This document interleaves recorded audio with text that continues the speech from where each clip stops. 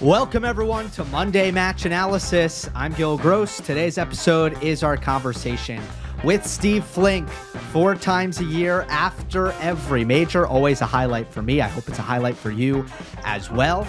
In this one, I'd say 90% of it is centered around the men's final. Usually we spread the wealth a lot more, but it's such a monumental result. So much to talk about with Carlos Alcaraz, Novak Djokovic as well. I will say, we kind of focused on Djokovic at the start of it, but don't worry, bear with us. We do get to in-depth conversation about Carlos Alcaraz, a little bit on Medvedev, a little bit on Sinner at the end. So without further ado, here's Steve Flink. We're joined once again by Hall of Fame tennis writer Steve Flink. His latest book is Pete Sampras Greatness Revisited, and it is always a pleasure to chat after majors, so look forward to it, and especially Wimbledon. I remember in 2019, we got to watch some tennis together on center court at Wimbledon. It was a fantastic memory, so even more so when it's Wimbledon, Steve, and what a final we have to discuss this time.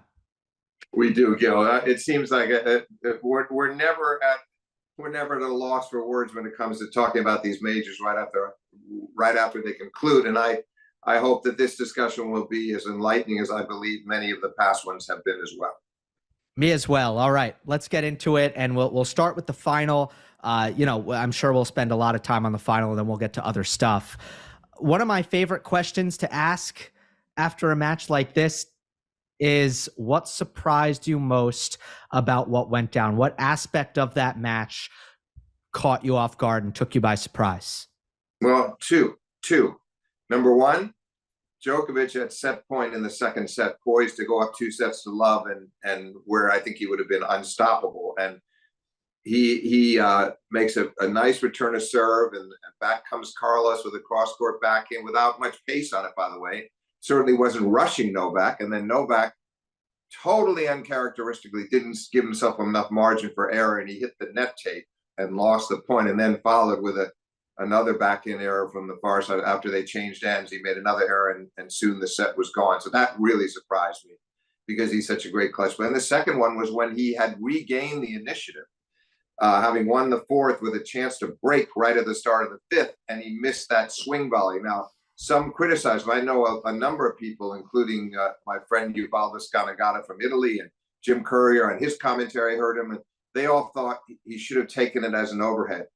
And I fully understood why he didn't, because when the overhead is the one area of your game that you don't have total certainty with, why he didn't want to risk it. I totally get that. What I didn't get was why he didn't execute the swing volley better and make it. He tried to go behind Carlos down the line and hit it into the net. So those are that's what surprised me, because in either instance, Gil, in my view, if he wins either point, he wins the match. And interestingly enough, I that's how I felt at the time. And I heard Courier, when I came back on the commentary, say just that, to his great credit. He said, that it might, the gist of it was that point could cost him another Wimbledon title. The one in the fifth set. But I also think I would have said that about the earlier one as well. I think he did a great job to get back into the match. But I'm just saying, we know Novak as a great match player, as at his very best in the clutch. When the pressure is greatest, he always holds up. So that surprises me, because I've seen that. I haven't seen him do that in a big match. It's not that it was prolonged choking or anything like that. But when he had his two chances to really put the match comfortably, to make himself comfortable about winning and be likely to run it out. In each case, he faltered, once with a two-hander cross-court and the second with the swing volley. Okay, let's talk about both of those things. It is a good place to start, because it's two very, very pivotal moments. After the match, Novak said, I've won so many matches like this in my career, like this kind of 1 or 2 points, fifth sets. It has tended to go Novak's way. So looking at what happened here, do you look at it as Djokovic actually did get tight and, uncharacteristically so, or is it just kind of law of averages? Sometimes, eventually, it was just going to go the other way on him, and he was going to lose a close match where there were a couple of points where he made uncharacteristic mistakes. Is it just a matter of time, or do you think that he was actually nervous in those moments? That's a fascinating question. I think, Gil, number one, that that was a very healthy way for Djokovic to look at it, rather than to beat himself up, to say, look, I won a lot of these matches. In essence, what he was saying is, maybe I shouldn't have won some of those matches in the past, and maybe I should have won today. In other words, that's how tennis can work, and we know it's true. Having said that, I still think he got tight on those big points, and and maybe if you think about the historical implications of what that match would have meant, it does make some sense, because he's going for an 8th Wimbledon title to tie Federer's record. He's going for a 3rd straight major to put himself in a position to go for the Grand Slam in New York for the 2nd time in 3 years, which was inconceivable to me, because I thought when he lost to Medvedev in the US Open final in 2021, that was a once in a lifetime opportunity. He nearly got himself back in that position. So, I mean, you had so much riding on it. He would have had a 24th major, so he would have tied Margaret Court for the record for all players, not just men. There was so much history on the line for him, and I think usually that doesn't get in the way. It may have gotten in the way a bit in the Medvedev match at the Open 2 years ago, but that he just never got on track. He was nervous. He was uncomfortable the whole match. This was different because he made such a terrific start. Couldn't have asked for more in the way he started and winning the first set 6-1, and yet there he was with a chance to make it 2-0, unable to do it. And there he was, having come back into the match, having won the 4th set, the chance to go up a break in the 5th, misses the swing volley. And I bet you remember, Gil, as I remember vividly, if you go back to match point against Stefanos Tsitsipas in the 2021 French Open final, not the Aussie this year, but the French of 21, he comes in on match point. It's 5-4 in the 5th, and Tsitsipas hit hit sort of a low trajectory lob down the line, and once again he definitely had the option of playing it overhead there, and he didn't. He hit a drive volley cross court for a winner. So to me, I get Courier's point when he said, all the other players would have taken that as an overhead, but I think there's nothing wrong with having played it as a swing volley. I just think that maybe he had too much time to think, and he got tight, because that swing volley, I think, is normally very, very reliable. Sure. Okay. A couple things. So can both things be true, Gil? Let me ask you that. Yeah. Both things be true? I do think both things can be true. Yeah. Absolutely. I think that there have also been matches that it's important to point out where Novak is in a similar position, and he actually is pretty tight, but the skill gap, the talent gap makes it so that it doesn't matter. Like, that was my impression of the 2021 Wimbledon final against Berrettini, for example. I did not think he was playing with a lot of freedom, or, that the offense was coming easy to him, but the gap between him and Berrettini is that where he doesn't need his A+ level. I think let me just jump in quickly on that, and then you finish your point. That's a good example. Good example, because he had 5-2 in the first set. He was threatening to break him again. Then he didn't serve it out. Then he lost a tiebreaker of all things there too. And finally he did. You're right. Then he came on strong the last 3. But yeah, I agree that you're right. There are other times when he has. It's not that he never gets tight. It's just that it doesn't seem to happen on those crucial points. And of course, he 15 straight tie breaks at the majors, going back to the Australian Open, and I guess 3 more. He won 3 there, 6 at the French, 6 at Wimbledon. He was on a great streak, including finishing off Sinner in a tiebreak in the semis. So I guess you just don't expect it to happen there when the points are so monumental. And in each case, you saw the look on his face. He kind of hunched over a bit after missing the backhand cross court on the set point. Just looked astonished, and then on the swing volley, he looked up at his camp there as if to say, "How in the world did I miss that?" Because he played the point so perfectly, opening up the court, coming in on a forehand down the line approach, and a very good forehand down the line approach. Unlike, by the way, Gil, in the next game when he got broken, when he had far too much topspin on his approach, and as soon as he hit it, I said, "That's points over. No way, Carlos is not." going to pass him off an approach like that. But the approach on the break point was perfect. And that was all Carlos could do, was throw up that lob down the line. That he didn't really have any other option.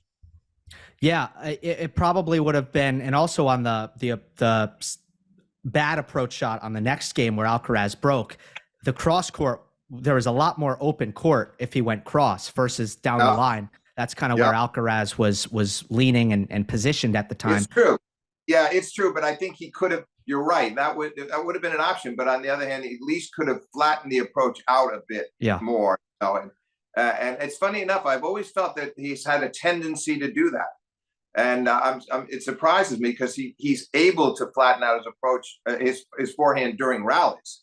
If he's just in the backcourt, I would think but maybe he just wants to be sure he's clearing the net going down the line. I would love to ask him sometime why that is, but there is that tendency sometimes to cover it too much. Good defensive slice by Alcaraz stayed low enough that it would have been that, I think that was part of why Novak maybe had to lift and add a little topspin. So, that slice before the slice lob was pretty good. Obviously Novak still could have done a little better there. All right.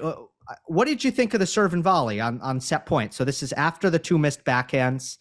I can't say that I have to give Carlos high marks on that, because how you could see that coming. I mean, Novak had not been going to that play. It was nothing desperate. It was 118. It wasn't badly placed out wide. And I would have thought he would have gotten a volley out of it at the very least. But Carlos went down the line. It was a perfect return. So I must say, I'm surprised that Alcaraz reacted as quickly and as well as he did to that, and just gave Novak no chance to even make a stab at a volley. Yeah, amazing return. Same return that he hit at the end of the first set against Holger Rune on another serve and volley tight in a tiebreak.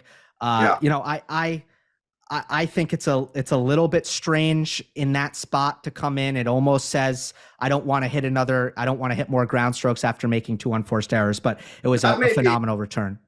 Yeah, that's a good point. Maybe, but I also think it could well have worked. And hit the serve that hard, 118 wide.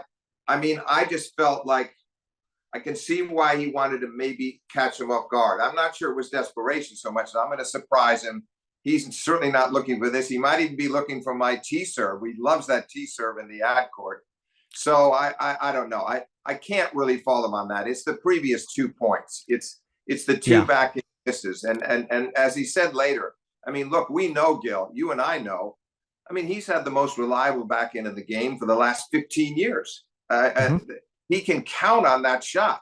He doesn't try to get too flashy off the backhand. In the rallies, he's got a safe margin for error. If he sees an opening to go down the line, he does it. It's his depth. It's his ball control. But he doesn't miss shots like that. And there was so much riding on that point. So I'm not gonna come down hard about the serve and volley. Yeah, totally fair. On the swing volley, I kind of had the same view, and I didn't know that Courier said this on the Tennis Channel broadcast, which plays over replay, and Ubaldo. I also looked at it and said, well, that should be an overhead, and most players would hit it as an overhead. But you're right. It's very different from the backhand, because while the backhand cross court is one of the most consistent two-handers in the sport, maybe ever, the overhead is a known uncomfortable entity for Novak. But can you recall another match where it potentially cost him like this? Because I always say it's the greatest weakness to have. It's the best weakness in the world to have, because opponents can't feed him overheads. You could not be more right. You could not be more right. No, I cannot think. Yes, I can. Yes, I can. Only one. Okay. He played Rafa in the 2008 Olympic semis. And I believe it was on the match point. I'm pretty certain it was on the match point. Short lob from Rafa, and he completely bungled the smash. So yes, there's one instance, but it's rare. It's absolutely rare. And you're right. He knows that, so he doesn't panic about it. I have to say, there are other times I'm not shocked. Other times I've seen him look really quite good on the overhead, including against Federer in the 2015 U.S. Open final. They hit a couple of beauties off lobs that were not that easy. But you're right. You can't say it's not like somebody with a different weakness who's been haunted by it because it's cost him many big matches. This one has not in Novak's case. Yeah, I mean, the margins were so fine here that, you know, it's definitely going to be the match that I remember as the match where maybe if Novak had an overhead that he loved, that he really, really trusted, it could have gone the other way. But let's go to Alcaraz. You know, Gil, the interesting thing is we'd all love to see the point get replayed and where he makes the different choice to see what might have happened. And he may well have knocked the smash, or he might have ended up playing. I don't think he would have missed it, but he might have. My worry would have been that he would have played it a little too safe and given Carlos another play. So look, to me, as I say, I keep thinking of the point against Tsitsipas in the French Open final a couple of years ago, and I feel like if he executes right, maybe he shouldn't have tried to go back behind him down the line, and maybe he should have taken a nice cut at it and gone cross court. And it would have been pretty hard for Carlos from that position to run it down and do it. And it might have been a winner. It just might have been a winner. I really do credit, because down the line is definitely the tougher way to go on that. Yeah. I really do.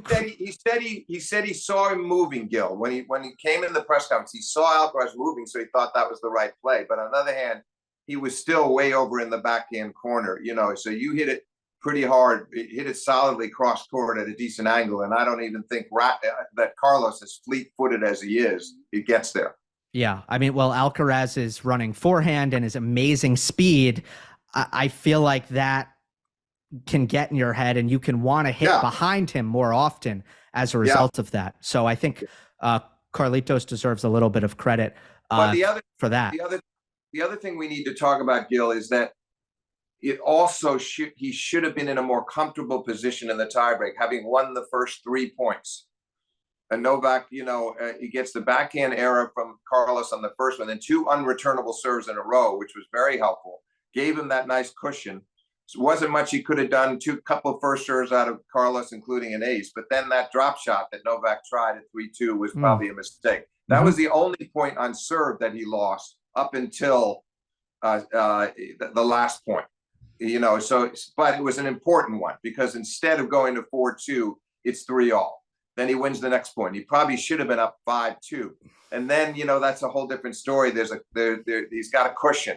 Instead, it was tight. But even with all that, he had played a couple of good clutch points to get to 6-5 and should have been able to close it out, and was disappointed in himself for not doing so. Yeah, and all of Wimbledon, Novak was making just a few more mistakes and tie breaks than what we saw at Roland Garros. Now, obviously, he was able to win all of them until Alcaraz got him. But, you know, you think about the unforced error, the no unforced errors streak that he had in Paris. Yeah. And, you know, here at Wimbledon, there were mistakes here and there, and that backhand drop shot is a good one to point out as well. But it's well taken. It's true. And he had a double fault in the first set against Hurkacz that put him in trouble, put him down 4-3. And the next thing you know, he's down 6-3 and had to bail himself out. But yeah, that one, you saw that look on his face when the crowd was cheering and he's at set point. You've seen that look in his eyes. It's kind of like, okay, let's get down to business here. Let's win this point. And the last thing he's going to do is give it away. He's going to make the other guy earn it 99 times out of 100, and probably probably 3/4 of the time, whatever. He's gonna find a way to out rally Carlos there and close out the set. And obviously, the other thing that was regrettable for him, Gil, is that Carlos has a lot of pressure on him. He knows very well that if he loses that point and goes down 2 sets, things are looking very bleak for him. Mm-hmm. So I would have wanted him to keep, orchestrate that rally the way he can, and just stay in the point, wait for any kind of an opening, or see if you can coax an error out of Carlos, which might well have happened. Yeah, no doubt. I want to ask about Alcaraz's kind of turnaround more broadly. Sure. He loses the first set 6-1. And then from there, it's obviously a much more even match, and he plays this marvelous 5th set, in my opinion. What do you think was the big change for Alcaraz? Doesn't need to be necessarily an adjustment, but what did he start doing better that allowed him to have more success after the first set? Well, what I saw, Gil, I'd love to get your thoughts too. What I was impressed with was he was pressing a bit in the first set and trying to go for a little too much and going for huge forehands and hitting them 3-4 feet long and just a little bit too, it was overcooking shots. And Novak took full advantage of it. And Novak was almost letter perfect in the first set. And I thought Carlos adjusted well, especially in his returning, the way he would just hit these soft returns down the middle. He also used a lot of slice backhands.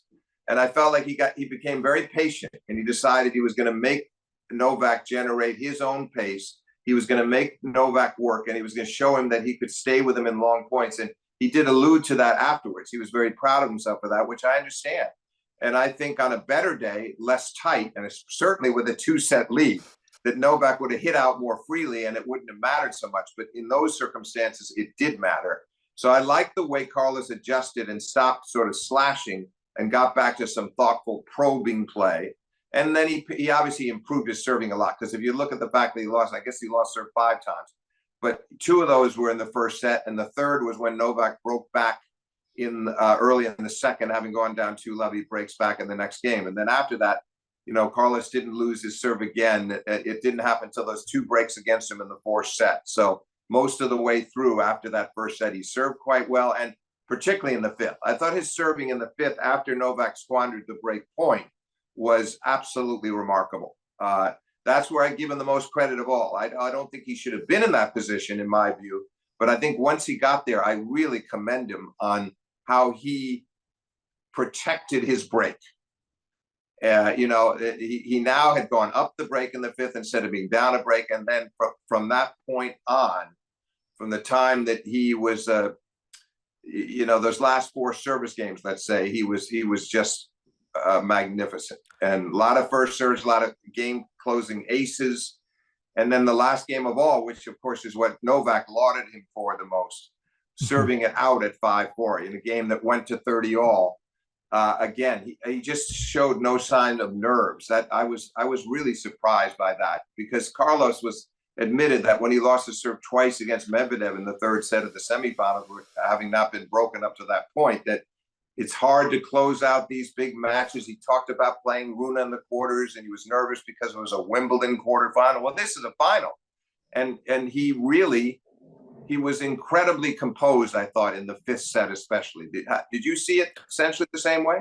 Yeah, absolutely. And in context of what happened in their Paris semi, where he was unbelievably stressed in the first set, so much so that, physiologically, it all went downhill for him at the start of the 3rd set. I mean, he obviously was prepared to make all of the mental adjustments necessary to avoid that from happening. So I knew that wouldn't happen again, but I didn't expect him to make this big an improvement. I didn't expect him to go from cripplingly nervous to calm enough to win. Like, that is a massive leap. But I think, he got himself to believe, or he got himself in the headspace that I'm just going to enjoy this Wimbledon final, and we'll see what happens, which, I mean, it's just a hard thing to actually achieve, to get that headspace. Absolutely right. And he pretty much, he admitted that, I guess, coming in, deep down, he didn't really believe he could beat him, but then he started to convince himself. And obviously it had to help as he went to the changeover after the 2nd set and he analyzed what had just happened. He's saying to himself, Novak is human. I didn't think this guy was human. I mean, that surely registered with him, that Novak had given away those 2 points in a row after leading 6-5. And then Carlos ends it with the winner that we just talked about. But I think that really made him think, you know what, I can beat this guy. I can't. And he had to have been surprised that it came about that way.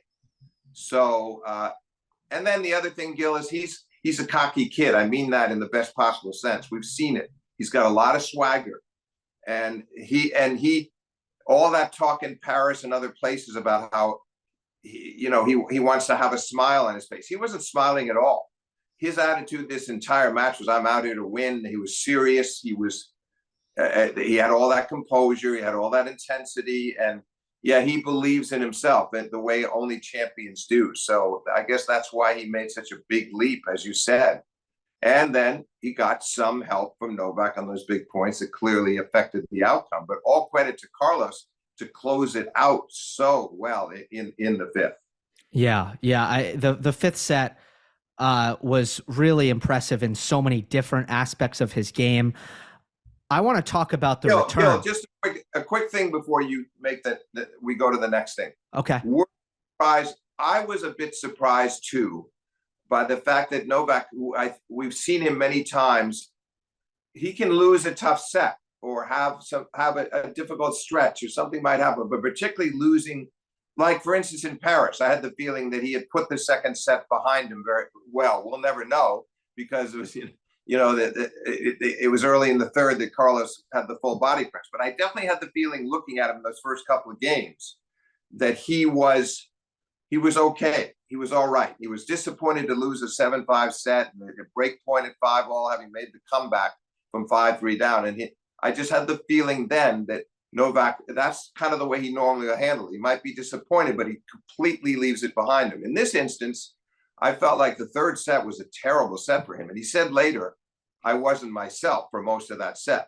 And even though they had the 27-minute game, 13 deuces, and when he was serving at 1-3 that put the set out of reach, by and large, he did not play a good set at all. And that also is unusual for Novak because he put himself in a real bind by not being able to sort of plug back in early in the third, stay with him, keep it close, and perhaps even win it. But that set definitely surprised me. What were your feelings about it? I did think the first few games of the set were close, and I thought similar to the first set, there was kind of a letdown at the end because you lose a bunch of close games if you're Novak. So I thought that was part of it. But in general, I think the worst parts of the match or the worst things that were happening on court with Novak, which is that, the forehand from start to finish wasn't always there. And in the second set, I mean, that 3-1 game, he should have been out of that many times, but the forehand just continued to falter, and he wasn't getting much out of his first serve. The third. You mean the third set, right? Yeah. I don't know what I said. Yeah, you said second. No, I thought right. Yes, okay. I agree. He had all those game points to close it out and missed them for you, right. And that at that stage, I honestly think this was one of those few times where he couldn't prevent himself from looking back a bit and being distressed at the missed opportunity. And that happened often. And Carlos was flying high, riding high by then too, and he played very well. But that's what made this such an interesting match. We never could have predicted Novak winning the first set. Of course we could predict that, but not 6-1, not in that fashion. Mm-hmm. Then we couldn't have predicted that Novak would lose a tiebreak from set point up with a routine backhand. Then I wouldn't have predicted that the third set would be so decisive for Carlos. You're right, a couple of close games at the beginning, but some bad misses from Djokovic as well. And then again, then you look at the fourth, and Carlos, at that point you didn't know, could Novak regroup, and he escaped from 15-40 early on, and then he broke for 3-2, and the set became his. Another break at the end of the set. And then once again, early in the fifth, you think Djokovic has the momentum. If he can break for 2-love, it could be over. And Carlos turns it around again. That I think is what made this match so compelling. There were so many twists and turns and fluctuations in the fluctuating fortunes for both players. And you couldn't predict it. And there were just several reversals in that way.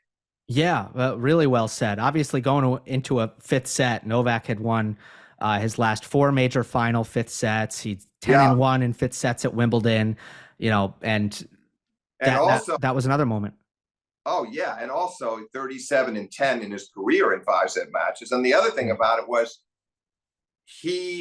when he wins the first set, as you know, I mean, there's nobody's been better. He has a .958 winning percentage after winning the first set in his career, and it's a crazy record, 925-41, I believe. I mean, that was only the 41st time that he'd ever lost a match in his entire career from a setup. And then in the major finals, it's also very unusual. Stan Wawrinka oddly did it twice against Novak in the 2015 French and the 2016 US, and then Rafa came back from a set down in the 2014 French. But otherwise, he doesn't lose major finals from a setup either. So all these things were that's that again. I have to say we have to praise Alcaraz for finding a way out of the wilderness, a way out of the woods, and coming back against somebody who's such an astonishing front runner.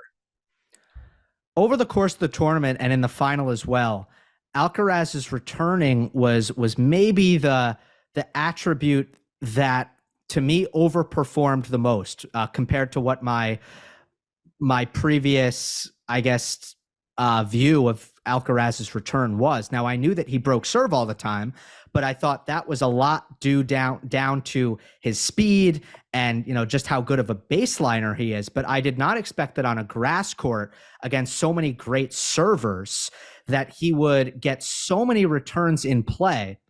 And in this final against Novak, I mean, Djokovic wins 62% of his first serve points, which is really, really low for Djokovic on grass.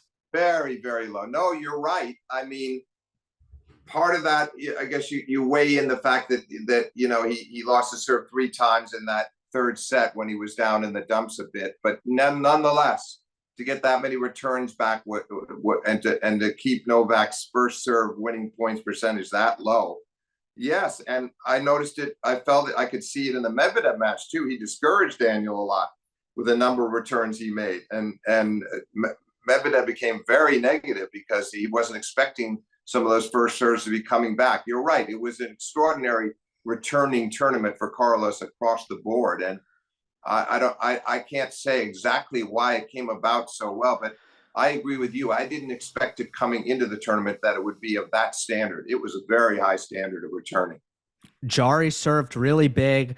Berrettini, obviously, it's his calling card, and Matteo's first serve win percentage was also pretty low. I mean, well, that's right. And Matteo won the first set, so you saw that look on his face at the end of the first set. He was really exhilarated, but then he lost his serve 4 times in the last 3 sets. That's a lot for Matteo on grass. And again, Carlos really found his range and found the right formula to break a big sin. So you have Berrettini with his big serve.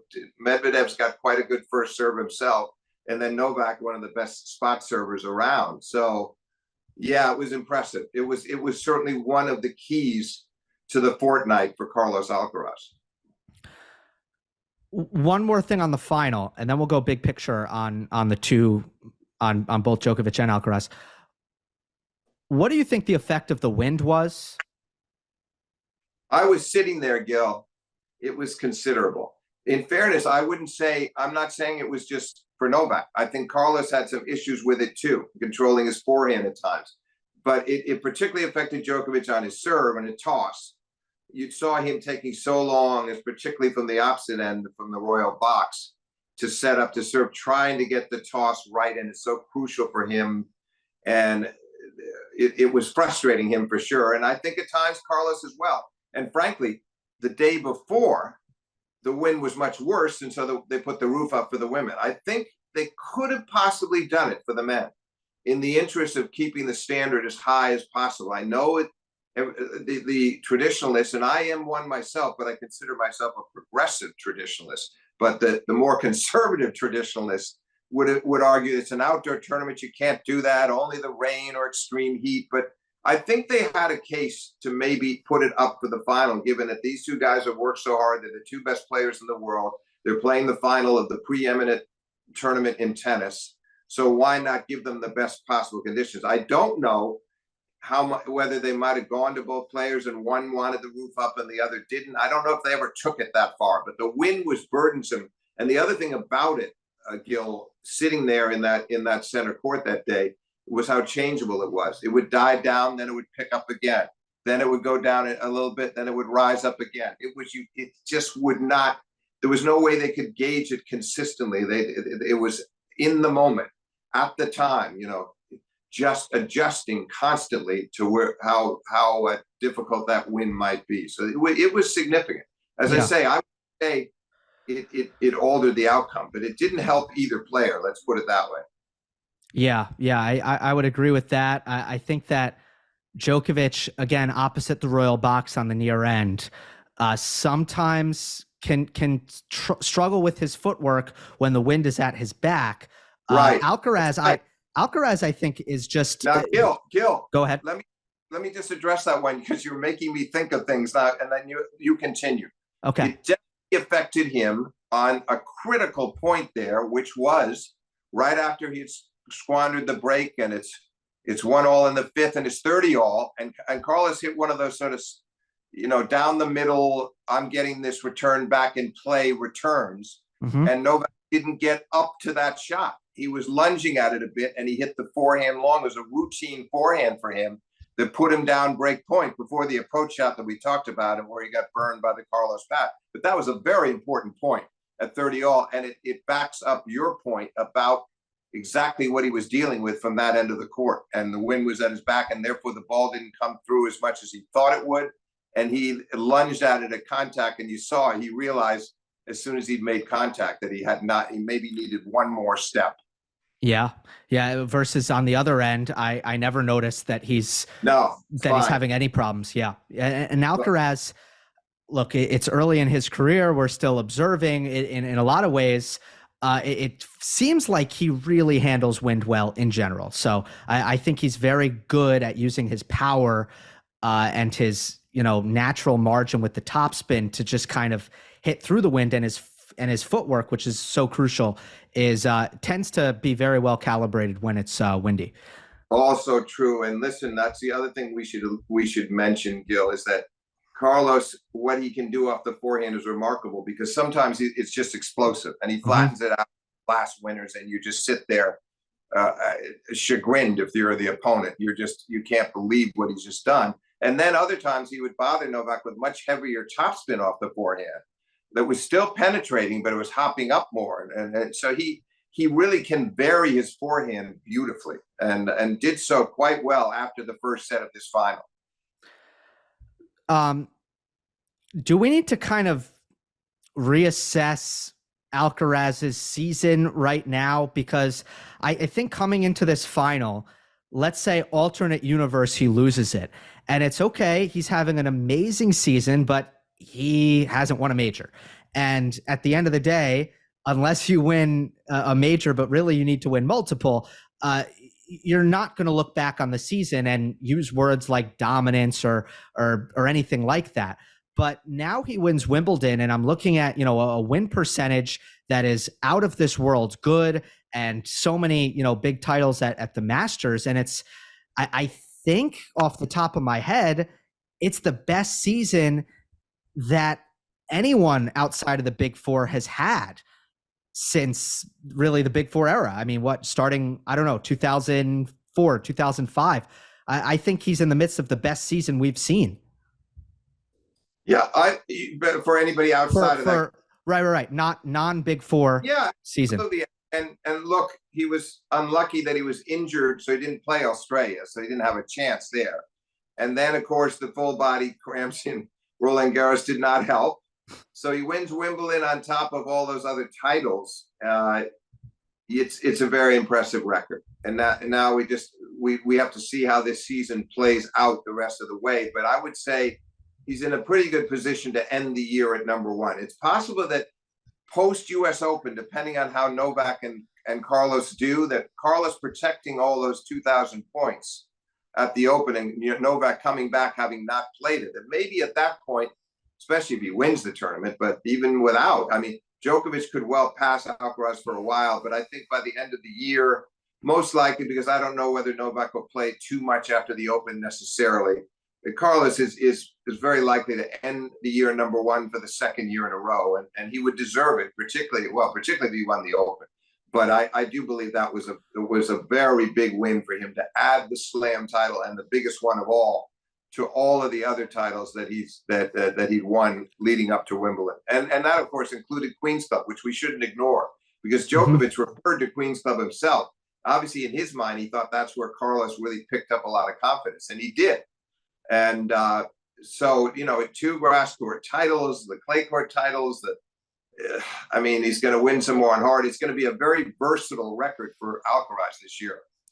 He's 47-4. That's a Yeah, 92% win percentage. right, right. Titles: Buenos Aires, Yeah. Barcelona, Madrid, Queens, and Wimbledon. Oh, and Indian Wells. I almost forgot Indian Look at Wells. that.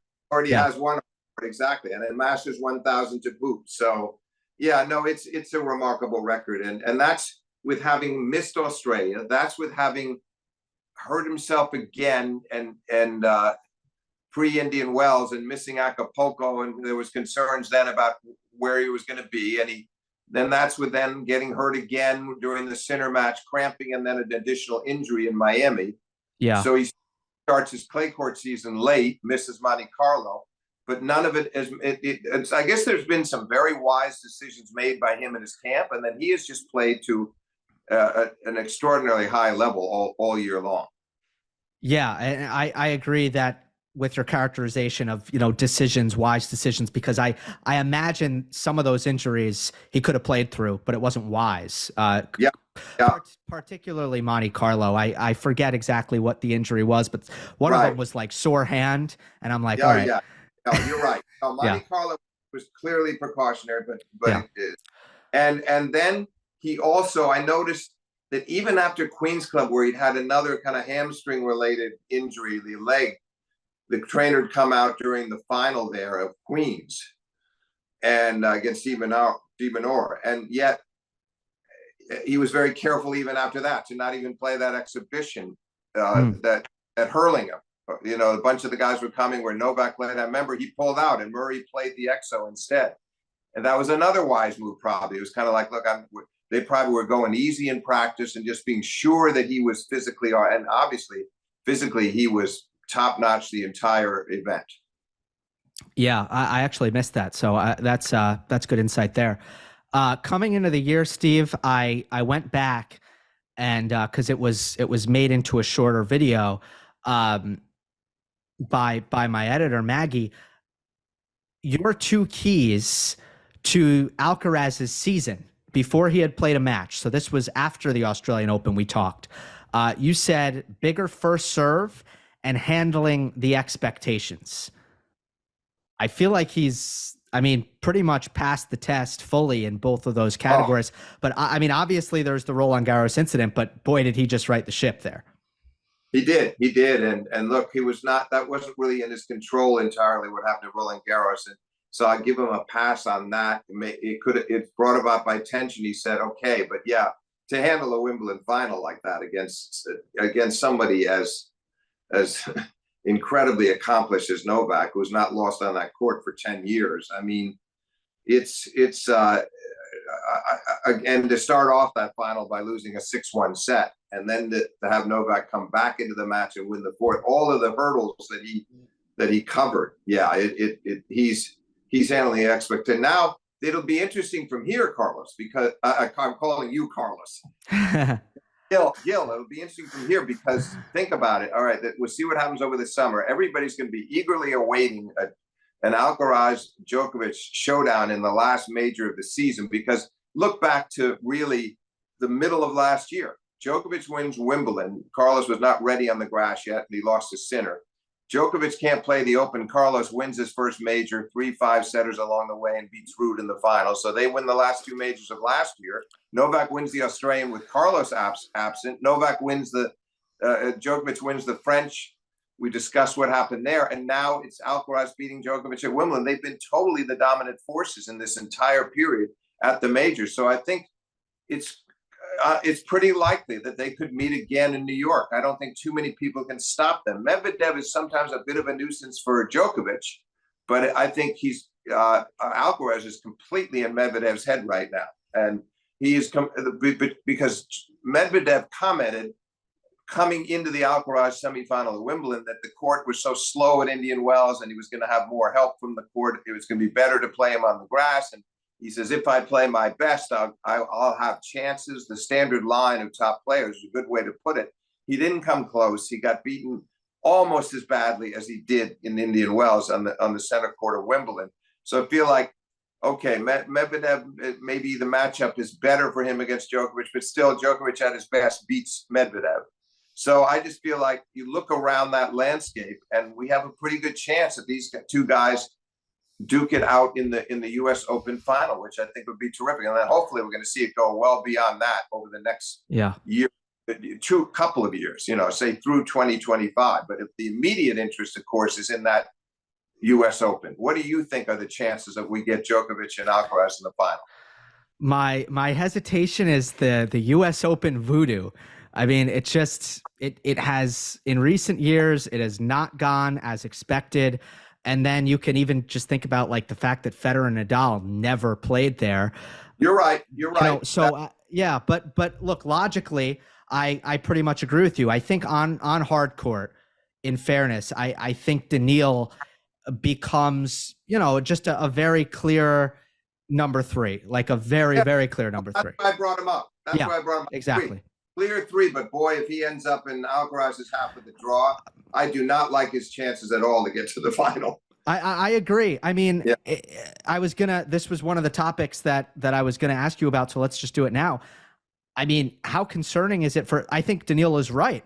After the Indian Wells match, your silver lining was, oh, okay, it's a really slow court. Let's see what happens on another court. This happens on grass, and yes, it's not a fast hard court, but at the end of the day, it doesn't look like it's going to matter much. I mean, to me, Steve, it's a matchup problem. It's a bad matchup for Daniil. It's a nightmare. I'm beginning to think it's going to be a nightmarish matchup. I couldn't agree more. That's exactly what was my thoughts having watched that Wimbledon match. So, but I agree with you. We can't underestimate Medvedev's hard court expertise. Now, with Djokovic, I would say this. You're right about the weird things that have come about at the Open. And he's had, when you consider what an incredible hardcore player he's been, who's won 10 Australian Opens now, that he only has 3 U.S. Open titles, that he's lost 6 finals there, and had other weird things happen, like the incident with the lineswoman, and he got disqualified in 2020, and he got hurt against Stan in 2019. So he hasn't won the Open since 2018. And so he's overdue, in my view, to win the Open. And then Carlos, of course, is fully capable of defending. So I just find it really, I just feel like they're both going to be driven to get there again. And that if they played again, it could be another blockbuster. A good chance of that, as great as both players are on hard courts, and as much of they're going to both want it so badly. But my point being, I think that will be an interesting from a psychological standpoint. Because there you talk about expectations. Now Carlos has to go in there with some people looking at him, at some seeing him as the favorite to beat Novak. It would be an open question, but he'll certainly, it's totally different than, a few people here and there picking him to win the Wimbledon final, but the vast majority going with Novak. To suddenly now play him in the Open and have to be for the first time, trying to defend a major title. And Djokovic, eager and exhilarated about the prospect of getting the title back, and also getting back at Carlos in a major, not in a vengeful way, but the pride of saying, okay, because I remember the pride he had after the U.S. Open in 2021, when he'd lost to Medvedev, and that was such a disappointment. They played in that Bercy final indoors. And it's one of the highest quality matches I've seen them play against each other. And Djokovic won it in 3 sets. He made some adjustments. He served and volleyed a lot, especially in that deuce court going wide. And you could see how much it meant to him. Not that he disliked Medvedev on a personal level, but it's like, look, he beat me in the U.S. Open, and I'm going to return the favor here. And he's going to have a similar attitude in New York, regardless of what happens over the summer with him and Carlos in their next meeting at a major, if it happens in New York. What are your thoughts? Yeah, I think the challenge of getting back at Alcaraz is going to really, really excite Novak. And that's how he's spent his career, right? Like being alongside at all times, being alongside fellow greats in Nadal and Federer. I think it might have gotten I think it did get a little weird for him when Federer retired and Rafa said, okay, we'll see you in 2024. I imagine, he talked about it. He's like, I kind of felt that made me feel old. That made me think about when I'm going to be done, which I was surprised to hear him say. Like, were you surprised, Gill? Were you surprised to hear him say it? I sat in the room and heard him say it. He was asked by David Waldstein of the New York Times in the press conference, about the rivalry and playing Carlos and how did he feel. And he was very modest about it in the sense of saying, well, I don't know how much longer I'm going to be around, but yeah, but went into the answer about it would be a great thing if they played again in New York. Why not? Maybe we play 4 or 5 hours again. Good for tennis. But above all, he accepts the challenge. In his mind, it's okay. So this is a new great player, and this might be the most exciting thing for me in my last couple of top flight years in the game, is to take on Carlos Alcaraz and show him what I can do and put the pressure back on his shoulders. And I think he's definitely going to want to do that in New York. And strangely, I think the crowd would, well, not strangely, I think the crowd would be very divided because they love Carlos. They welcomed him to the Champions Club last year. They saw him win Wimbledon this year. So there'll be a lot of people really fervently behind him. But I think Novak will have a certain amount of support as well, from sort of the leftover from the 2021 Open. He didn't play it last year, and the crowd got behind him at the end of the Medvedev match. They were very sympathetic. So I think it would be a really interesting and divided crowd, and that the two players could put on a spectacular show there in Arthur Ashe Stadium. Mm-hmm. Absence makes the heart grow fonder. Yeah. If Djokovic won the calendar slam, and let's say Alcaraz was not developing as quickly as he did and couldn't beat him in the Wimbledon final, or developing as quickly as he has, I should say, I kind of thought that it was going to maybe change his outlook and it might have shortened his career, is actually kind of what I thought. Is that... Well, guess what? Yeah. You and I couldn't agree more. I had the exact same feeling that if that were to happen, that it was going to be just too satisfying enough that he might have wanted to even consider retiring. Because if he'd added the Grand Slam to his resume, sure, he could think about trying to go on and winning a few more majors, go back to Australia, whatever. But that would have been another crowning moment on top of having the most majors. I guess the good news for his band of supporters worldwide is that now that's off the table. So he clearly, regardless of what happens at the Open, he's going to have the incentive to play on next year and probably the year after. But I had the exact same feeling. Frankly, I thought he was going to do it. I thought he was going to win this match and come to New York and very likely complete the slam, based on the fact that he'd been through the experience before and it had not quite worked out in 2021, losing that final, but that this time around he would learn from that experience. And that may have been lingering in his mind. Who's to say what was going on in his mind? But he certainly was weighed down more, I'm sure, by some of these thoughts. The history is ever present in his mind. Usually we talk about more players, but this was just such an interesting final that we lingered on it longer. But let's get to Jannik Sinner and end with him, because he did make the semis. And we obviously did also discuss Daniil Medvedev already. Where are you at with Sinner right now? Because, I think he's made some positive steps this year. There have been some strides. But I wasn't particularly impressed with the performance in the semifinal, and his draw was very soft until he got to the semi. I just thought he missed a lot of forehands in big moments. He did. It started with the break point in the very first game when he pulled the forehand wide.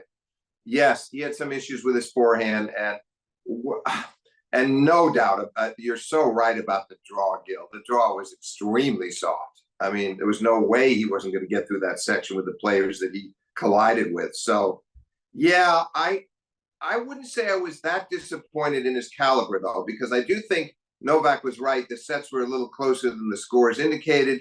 They had some good rallies, but you're right. I mean, he still was never able to break serve, and a lot of that credit has to go to Djokovic for the way he handled big points on his serve and break points. And then the other thing you could say in Sinner's behalf is the third set was the closest, took it into the tiebreak, but even there, he made the fatal mistake that so many of these other guys have made, Gill, in that he's up 3-1 and you just can't double fault there. You can't. You'd rather come in with a weak second serve and at least there's some chance he misses or you stay in the rally. But the double fault there was catastrophic, and Djokovic did a terrific job of closing it. Yeah, jury's still out is what I would say. We can't criticize him. It was his first semifinal at a major. That's something, good draw or not. But jury's still out in the sense that we need to see him work his way through a difficult draw. And we need to see him in a final, and we need to see him more against Djokovic and more against Alcaraz, because he's looked very good against Carlos so far. Yeah. Is he able to keep up with Carlos now that Carlos has this extra layer of confidence, having won Wimbledon on top of the US Open last year? Will that rivalry stay close, or will Carlos separate himself to some degree from Sinner? So I'm fascinated by him too. I want to be positive though and say, look, let's give him through next year. But he so far has underperformed. Let's put it that way. That's where I agree with you. He's been an underachiever so far in his career.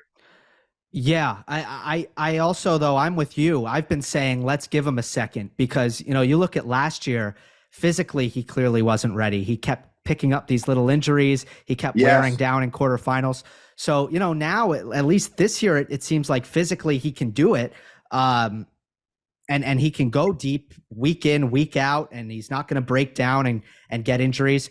So, now he's a top 10 player, and I'm kind of with you. Like, let's give him a little bit of time to play more big matches and kind of work these things out. But he definitely needs to keep improving different parts of his game if he's going to kind of match the ultimate complete player, which is Alcaraz and the other players at the top. Yeah, agreed. I think one other benefit he has is that I think Darren Cahill is one of the most astute minds in the coaching industry, and he's got him in his corner. And I think Cahill will have a chance to constantly be in his ear, and I hope maybe he can get through too. But it's complicated. Semifinal, yes. Good wins, no. Decent showing against Djokovic, but not great. So let's see what he does at the Open, and let's see what he does next year. But I've been waiting for so long, as I think you have too, for him to strike a deeper chord, is how I would put it, and really show that he can be among the elite. And again, he's missed some moments. He had, for all that Carlos did at the Open last year, Sinner had a match point.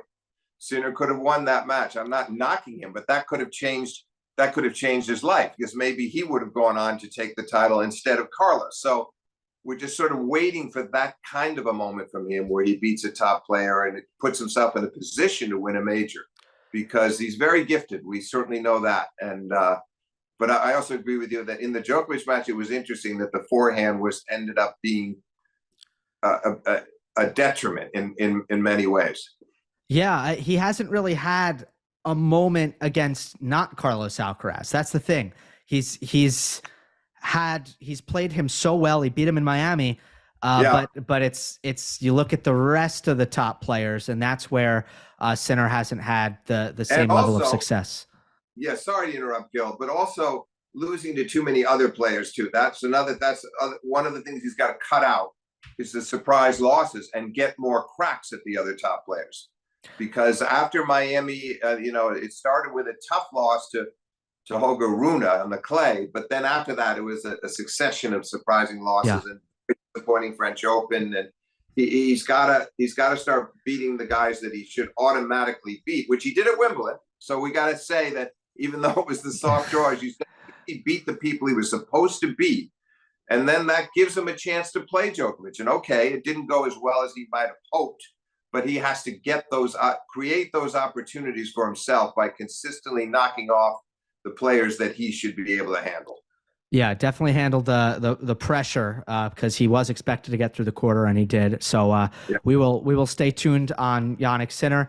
Steve, thanks as always for such a great chat, and we will see each other at the US Open, which will be very fun. Yes, Gil, and let me thank you, because I always find myself so stimulated by your questions and your way of thinking, and we agree on most matters, but I feel like you steer the discussion so well and you set it up so well that you make it very easy for me to be able to spout off, as they say, on various topics. Thanks. That's a great compliment. I appreciate it. Have a great one. You too, Gil.